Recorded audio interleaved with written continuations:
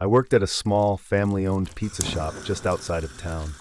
The job wasn't bad, decent tips, flexible hours, but my boss, Mr. Russo, was a nightmare. He was one of those old-school business owners who thought hard work meant staying late without extra pay and never saying no to a customer. If it weren't for the money, I would have quit after my first week. One Friday night, the dinner rush was brutal, and I was exhausted.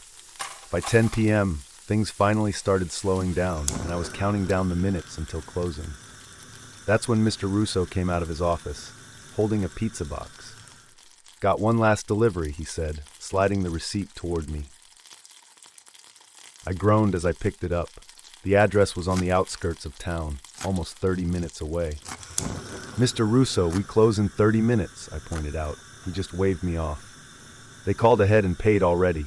Just drop it off and come back." I wanted to argue, but I knew it wouldn't change anything. So I grabbed the pizza, hopped in my car, and started driving. The address led me to a wooded area I wasn't familiar with. The houses became more spread out, and streetlights were scarce. After 25 minutes of driving, my GPS directed me onto a narrow, cracked road that led even deeper into the woods. There were no signs, no mailboxes, just dark trees and thick mist creeping along the pavement. Finally, my headlights caught something, a house. It sat at the end of the road, barely visible in the darkness. The place looked abandoned. The paint was peeling, the windows were covered in grime, and the wooden porch sagged like it hadn't been used in years. I parked in front, double-checking the address on my phone. It matched, but something didn't feel right. There were no cars, no lights, no movement. Still, I had a job to do. I grabbed the pizza and walked to the front door. The wooden boards creaked under my steps. I knocked, waited. No answer. I rang the doorbell. Still nothing. The silence was suffocating. Just as I turned to leave, I heard it. It didn't come from the door. It came from inside the house.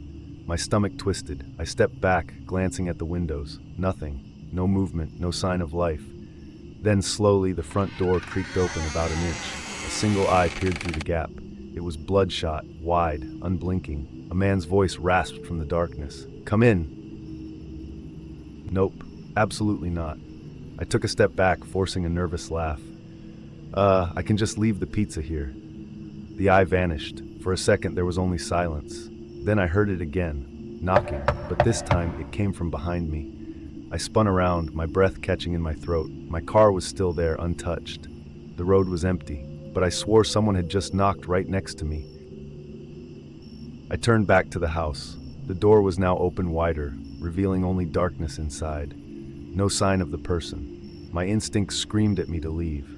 I dropped the pizza on the porch and bolted. As I fumbled to unlock my car door, I heard footsteps, running footsteps, coming from the house. I yanked the door open, jumped inside, and slammed the lock button, just as something slammed against my driver's side window. A man stood there, his face inches from the glass.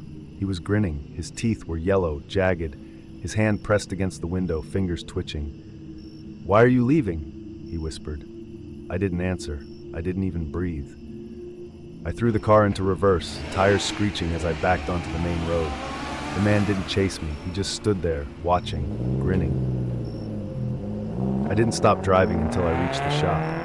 I stormed inside, shaking, and told Mr. Russo exactly what had happened. He frowned. "You sure you got the address right?" I shoved the receipt at him. "Look for yourself." His face went pale.